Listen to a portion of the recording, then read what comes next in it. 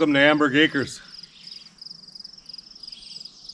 Today is the day we're going to be taking down this last part of the house.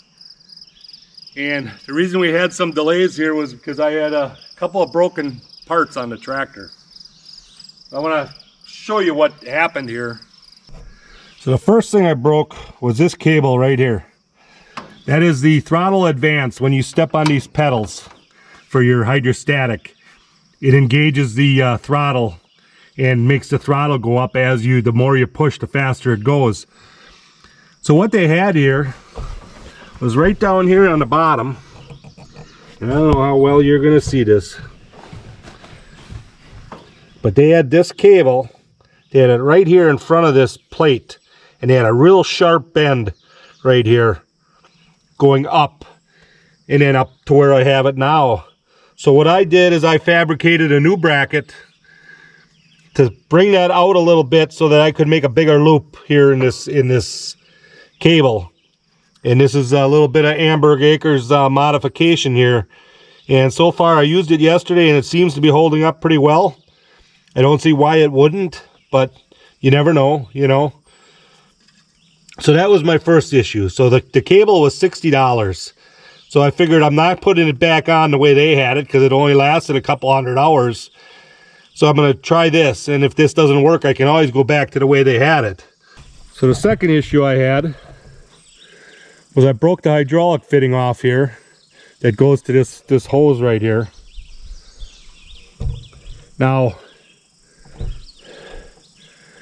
I tried finding the part number for the BH150. I was able to find that part number, but nobody seems to have that part in stock. I didn't know what it was, you know, what type of thread. I knew it was a hydraulic fitting and it's a straight fitting and it's got a taper on one side and a straight thread on the other. So I measured the threads. It was a 1/2 inch 20 on one end and a 9/16 18 on the other, on the tapered end. So I kind of had to go backwards and figure out what that fitting was. So it ended up being a number 6 tube fitting, or what they call a number 6 JIC, by a number 5 orb, which the orb, it has the O-ring, has a little thing where the O-ring sits, and it seals on this fitting that's welded to the cylinder. So that's what it's called, a number 6 JIC by a number 5 orb. If you're considering having to replace these, instead of going to the dealer that's going to charge you, you know, 20 some bucks for it probably, I got them on eBay for like $5 a piece. So I bought 2 of them right away, and I don't know if they fit, obviously. Well, as I'm filming this, they're on their way here, so hopefully in another day or so they're here, and then I can tell you before I'm done with this video whether those fittings are the correct ones. So those were my 2 problems this week with the tractor, and these are normal problems. I don't care what kind of equipment you have. You know, we're fighting with a 4-wheeler here. My wife's 4-wheeler, the EPS light keeps going on and the engine light keeps going on. We had it in, they had the thing for a whole week. They told us they couldn't find anything wrong with it. So what do you do? But those are the problems you have with equipment, and these were easy fixes. I was able to change that cable and make that bracket. I can replace that fitting, no problem. It's trying to find the correct parts. So the dealer had the cable. No issues there. He was able to get that within 2 days, you know, so I ran and got it. But the fitting, nobody seems to have these fittings. Now, if you carried this tractor in stock, and everybody seems to know that fitting back there on that backhoe is an issue because it's right behind the slow moving vehicle sign, which I broke off the first time I used the tractor. You know, obviously you should have some of them parts on hand, I would think, but I'm not a dealer, so I don't know what's going on there. But anyhow, we're gonna get going on this, bringing this house down. Let's go over to the other side here. I'll show you what we got. So as I was removing this floor the other day, I was hooked onto that big log there that's on the bottom, that big beam, and it actually moved that whole wall. So I know that wall is ready to come off of there. Just with a rope I I should be able to pull it. Now I put a repair on my cable that I busted on the last video. Not real confident in what that's going to do. But I don't think it's going to take much to pull this wall off. And what I'm thinking is once that wall is off, there's not much holding the rest of that structure. So we're going to have both cameras running and we're going to see if we can catch this thing coming down.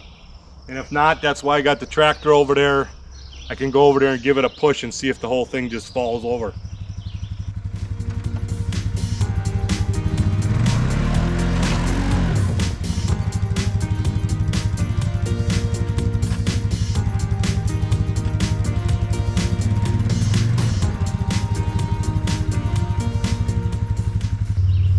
So it looks like those pieces of wood right over there that were part of that foundation are holding that log from just being pulled out. The log is loose, so I'm gonna knock those out with the sledgehammer, and I'll be right back. Yeah, I think that's what was holding it up. As I was tapping on them, you could hear the thing wanting to come this way. So we'll get her.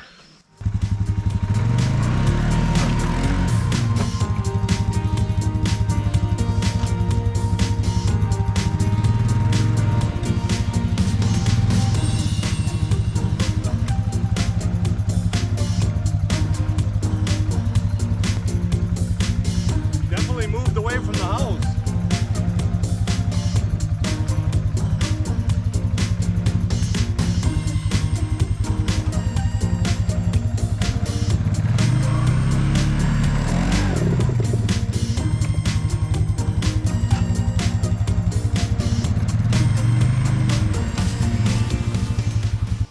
All right, we're going to hook the rope up differently. We're going to put it to the log itself. All right, let's see if that makes a difference.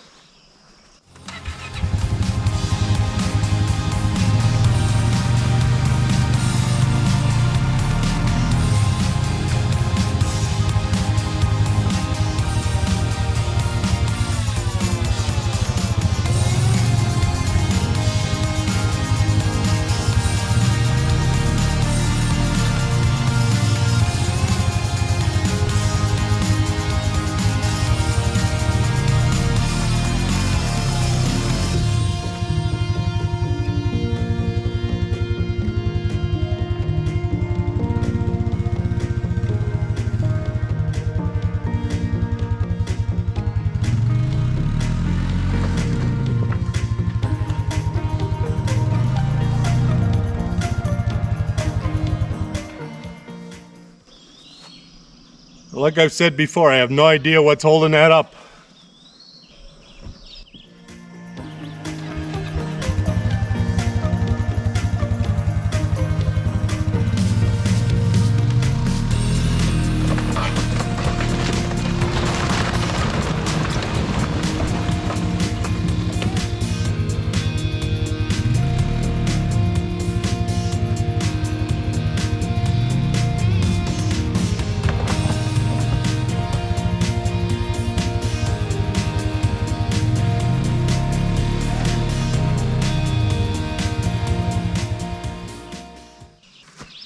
Well, that worked pretty good. I'm gonna go over there and just give that thing a shove, and hopefully the rest of it comes down.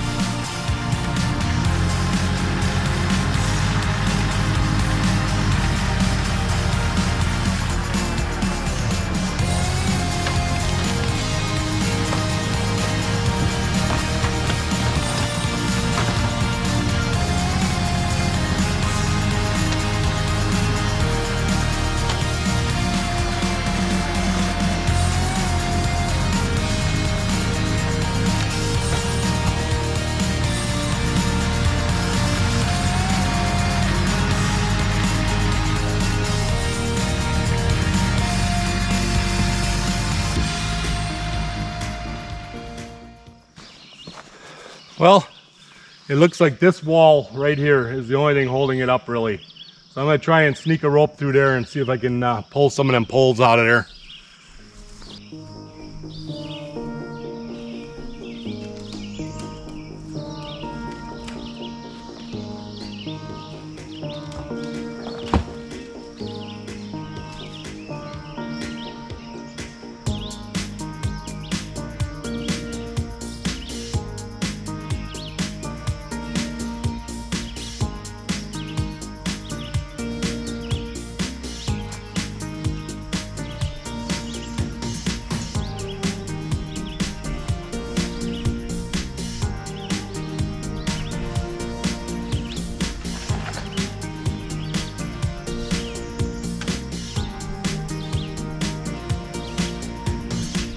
There's that redneck tool again, saving the day.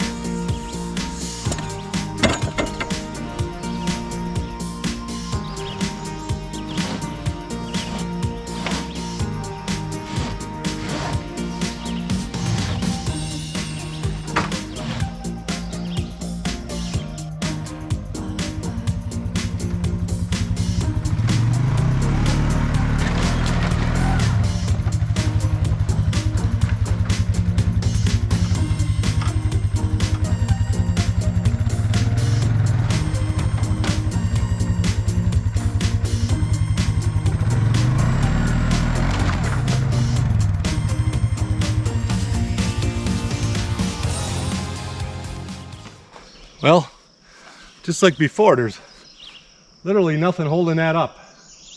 It's probably this stuff that's underneath here is, you know, holding it up just enough.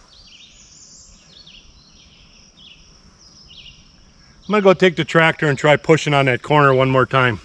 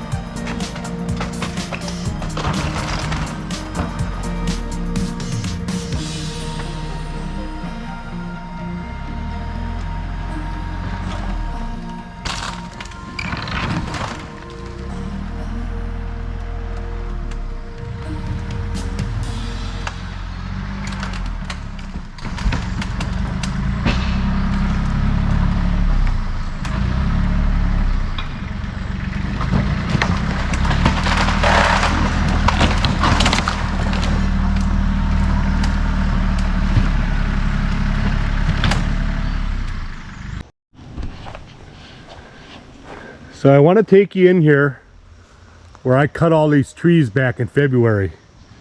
My corridor is right over there. And then I cleared a path right here, you know, 10 feet off at a food plot so that they could walk on both sides of this debris that I created. And I want to take you through here and show you what this looks like now that it's all greened up.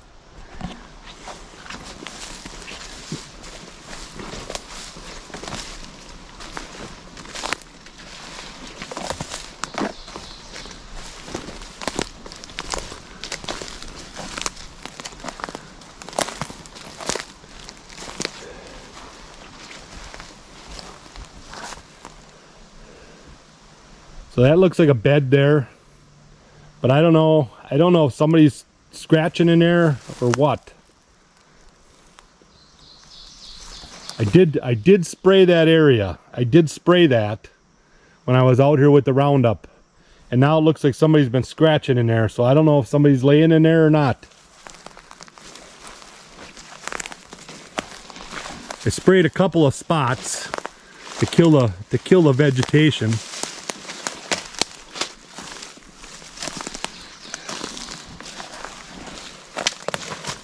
Right here's another one I sprayed. What do you think, Leonard? Are you the one scratching in there? No, I don't think you're doing that.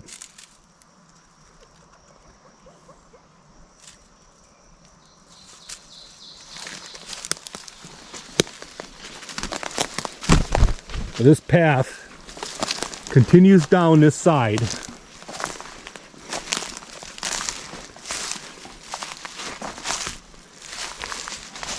Now if you look back here, you look at that, I mean, if there was a deer laying in there, you're never going to see it.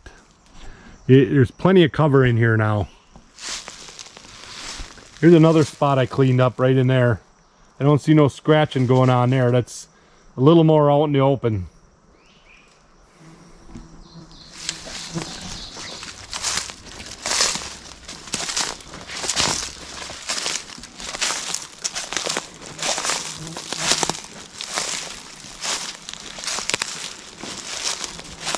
And here's my trail leading over to the corridor over there.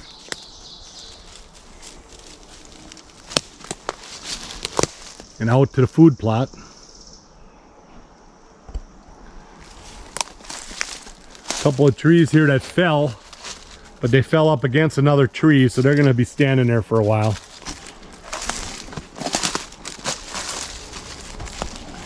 Actually, three or four of them there that they fell, but they're still hanging up.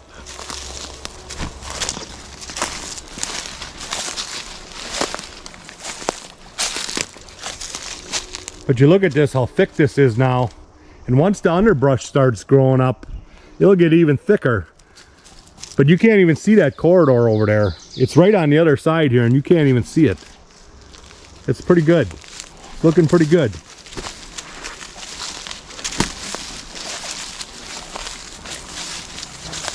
So I brought this trail all the way down.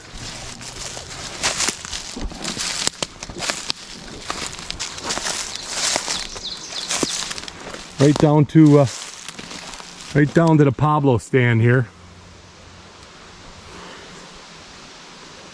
Now this looks a little beat up in here. I was trying to clear some stuff up. I made a different trail through here because right over on the other side of this brush here, I'm going to make a little tiny micro plot right in there.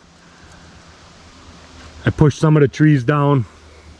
I got to get it worked up and whatever, but I'm going to put a little micro plot in there, and then this will be my hiking trail right here, hiking through to get to the stand.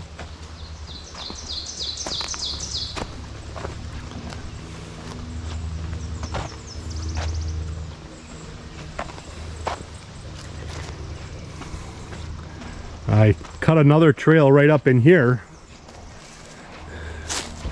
This goes up to a little clearing in here.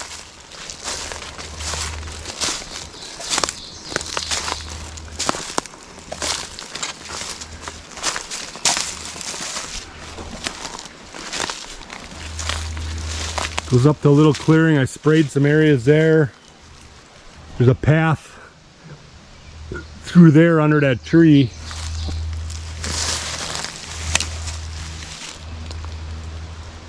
But yeah, they can't, if they're sitting in here, they can't see the food plot or the corridor over there.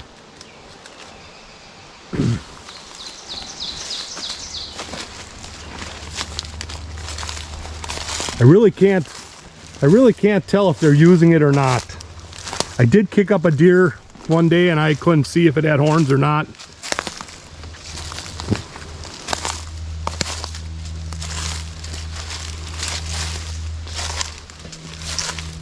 It's much easier to see an active bed in winter, you know, when the snow is on the ground.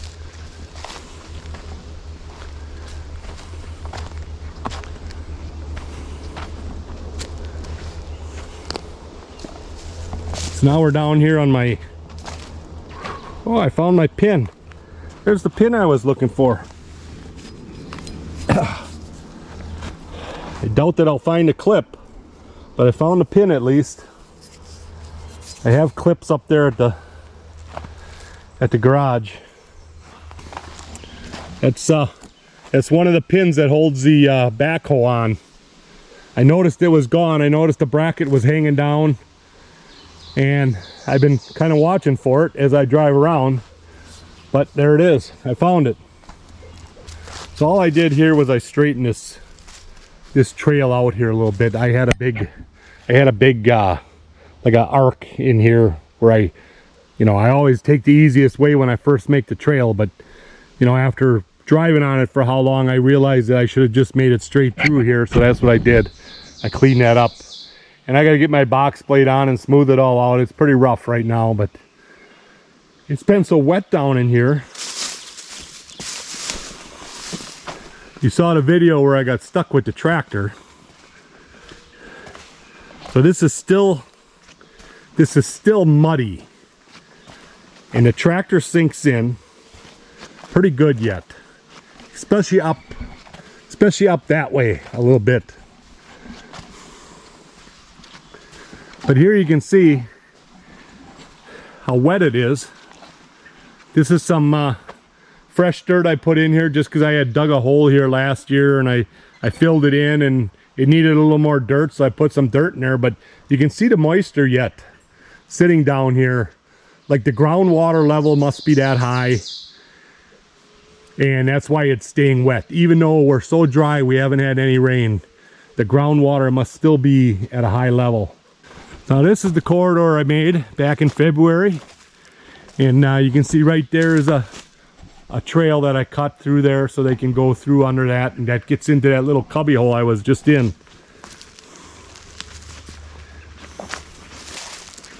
But from this side over here, if there's deer laying in there, you would never see them, Here's a little spot I cleared out. You would never see them in there because it is so thick right now. And obviously come winter that underbrush dies and whatever, but boy, it's right now it is perfect the way I see it.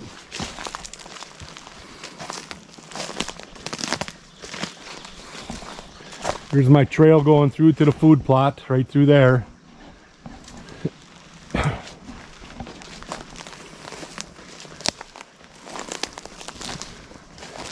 But if you're laying in there, you can't even see the food plot, So that's the idea, was to get some better cover in here for these deer.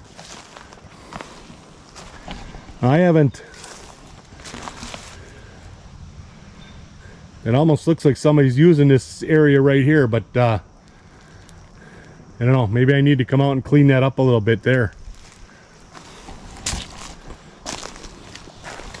And here's my other trail that I cut last year, or last February. I cut this also at the same time I did the corridor, where I cut some of them trees and just left them so that the wind would blow them down.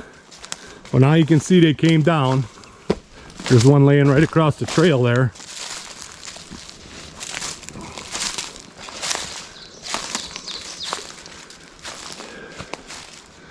So all I gotta do is come in here and just, you know, cut a section out of this here and get that log out of here.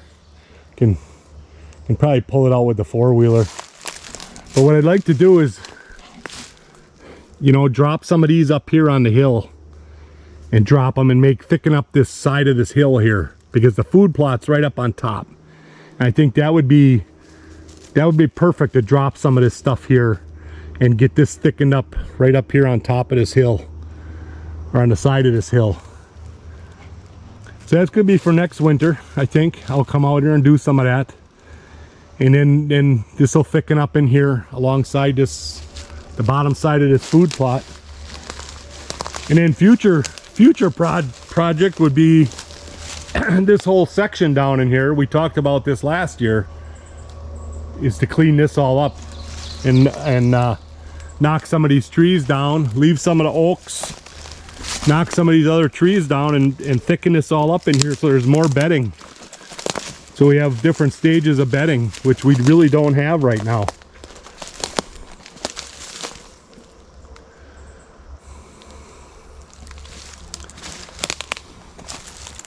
So this section here goes for, oh, I don't know, a good another 100 yards or so that I could really thicken up an area here in here for the deer, and let them make it their home, you know.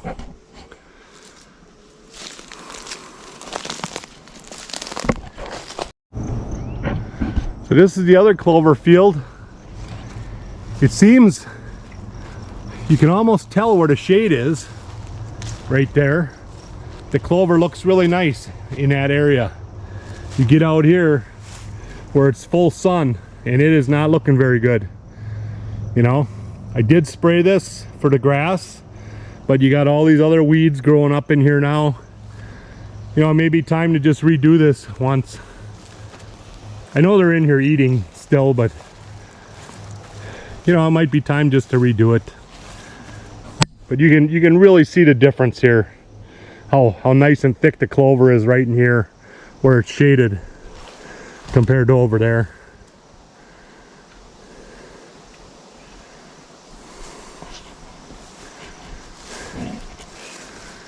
All right, well, that was the grand tour.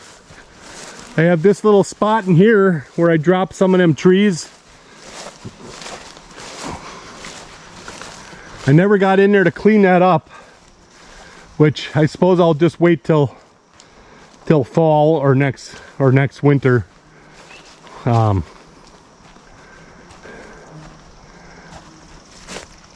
Try and get in here and clean this up, because you gotta clean up in between where the trees fell so that they got a spot to crawl into.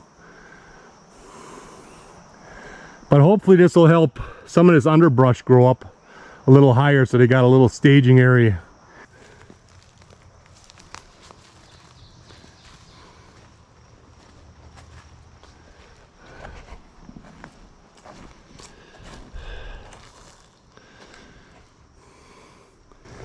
Well, there's deer tracks in there. That's one of my vines I put up. And there are deer tracks right there in the dirt, so I'm assuming I don't really have a camera. I do have a camera over there. I don't know if it would activate if they're here by the vine. I might move that, get it a little closer to the vine.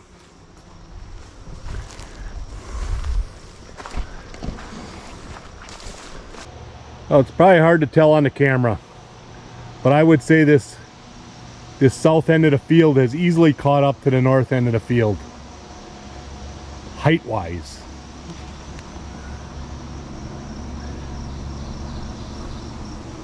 North end of the field looks about the same as it did. Down here the plants all look like they're at least 2 inches higher, maybe 3 inches higher than they were when I sprayed. So that's good to see. I think the field's doing great. We really could use some rain now. It's really dry over here. Clover's looking really good.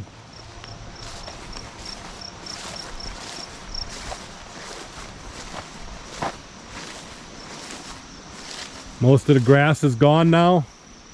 It's all clover.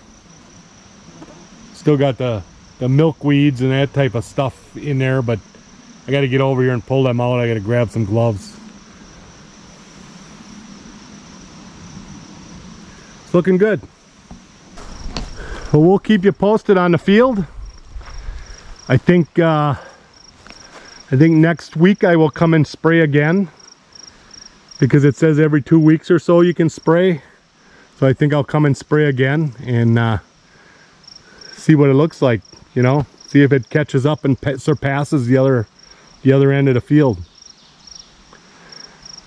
So we came over to feed Leonard. I think we should do that. He was here just a little bit ago. I don't know where he went to now.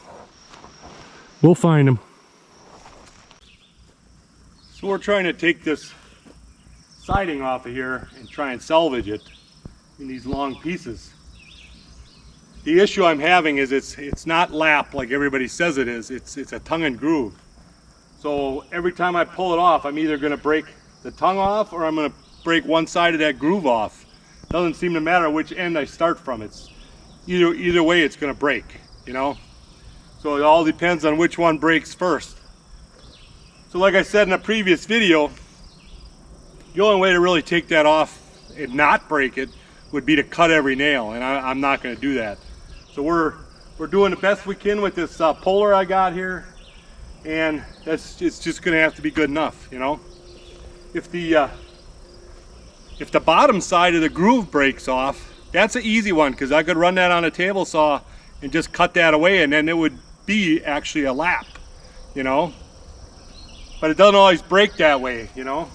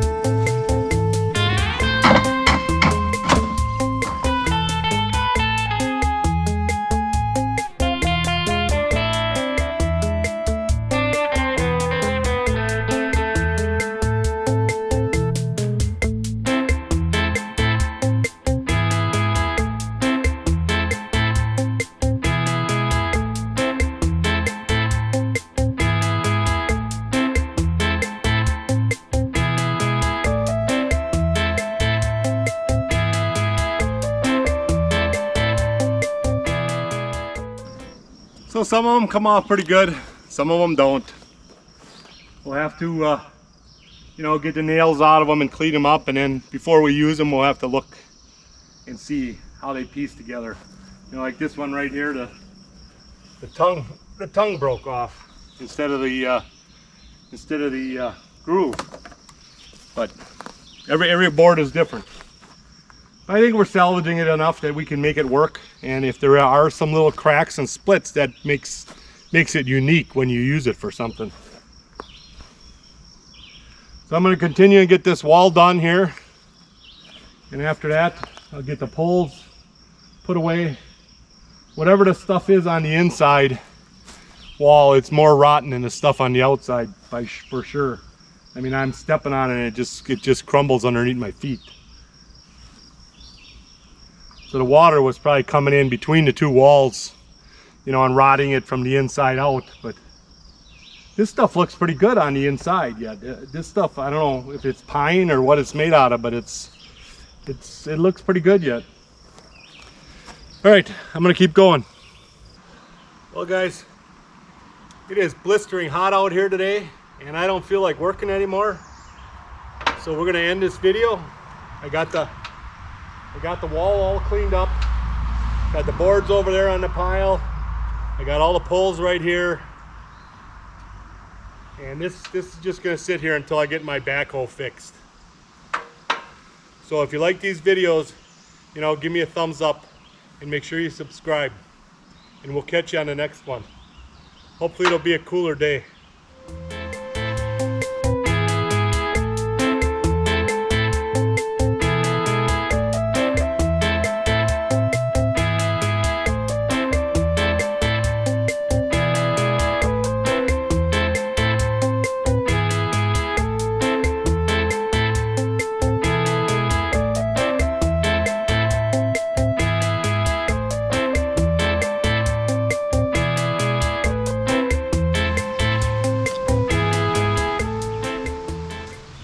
Alright guys, moment of truth. Is that fitting gonna fit or not?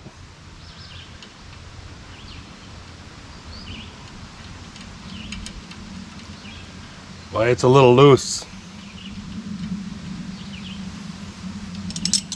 I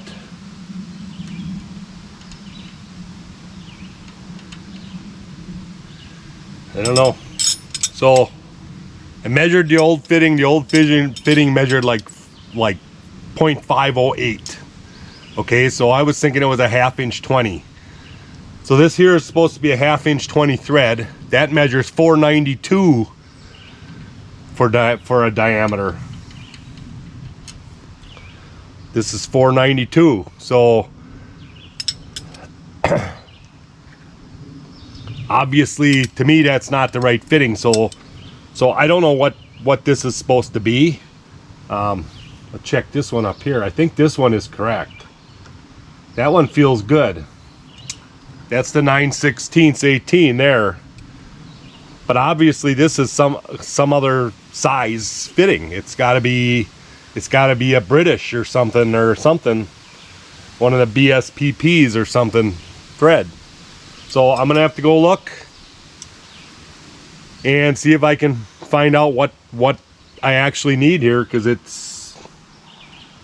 I sure wish they'd say in the manual what size fitting that is instead of just giving you a part number, you know, because the part number doesn't do me any good if nobody carries the part number.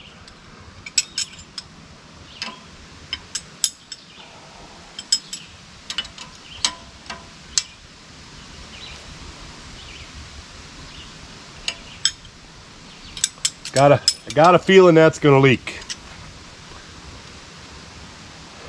But let me finish hooking it up and we'll see. All right, moment of truth. We'll start her up once and we'll see. So the O-ring that on that new fitting seemed like it was small. So I put the other O-ring on here, and that seemed to tighten that up.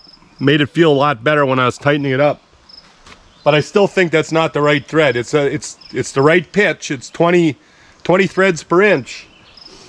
But the diameter seems it's really loose going in there.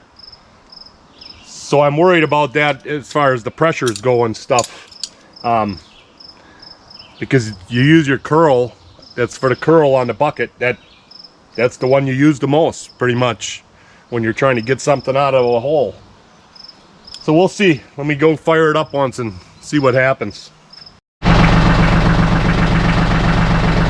Alright, so we're gonna flip it all the way out. That should be pressure on this fitting right here then.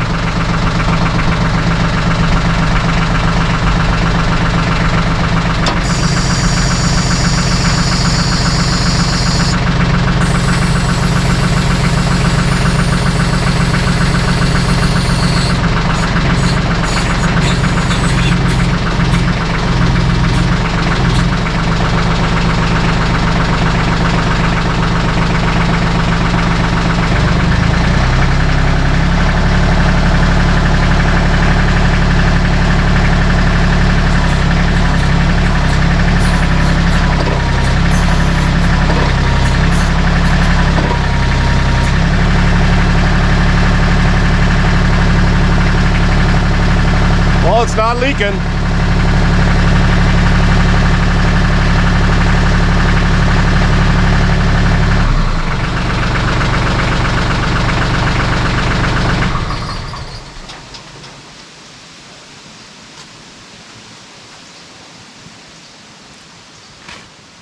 All right, so it did not leak. So it's good enough for now. I can get going on what I need to do with it. But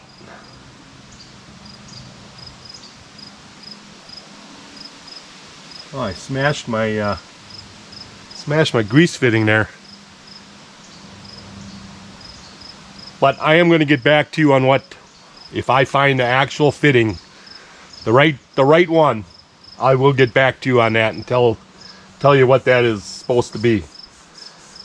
The top, I'm sure that's a number 6 3/8 JIC, but this bottom thread, I'm thinking now it's got to be like a BSPP or something, a metric size that makes it a little bigger than a 1/2 inch. But the 20 is correct. The 20 threads per inch looks like it's correct. So I'll get back to you.